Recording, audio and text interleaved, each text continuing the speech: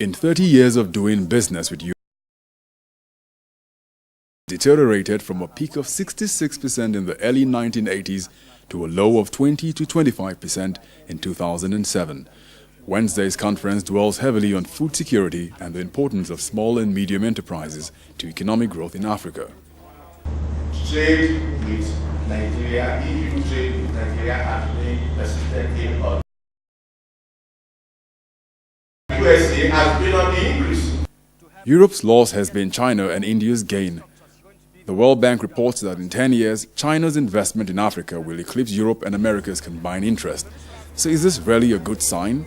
When the Chinese or when the Indians are trying to get access to Africa's mineral resources, it's to produce manufactured goods that are subsequently exported to Europe and the United States. China would become involved, is becoming involved in Africa for strategic and economic interest.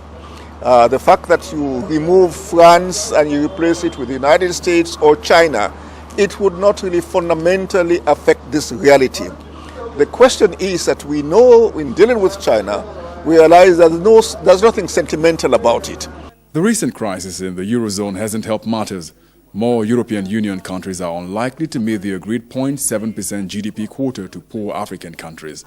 The African continent is still reeling in frustration from the inability of the G8 to meet its promise of $50 billion in aid to poor African countries by this year, after it had made the pledge in Gleneagle, Scotland 5 years ago. The way we've conceived aid in the West, so to speak, has often been tied to the idea of aid as an instrument of foreign policy. What the Indians and the Chinese are increasingly showing is that aid is conceived by them as an instrument of economic development, or at least to fuel economic relations. Tide aid is a standard phenomenon as far as these countries are concerned. There are challenges which the EU and the AU must face up to in bringing real meaning to this partnership, broaden and deepen ownership of the deal, and provide badly needed infrastructure to channel available funds to a continent in dire need of growth. Aoho Obo, STV News.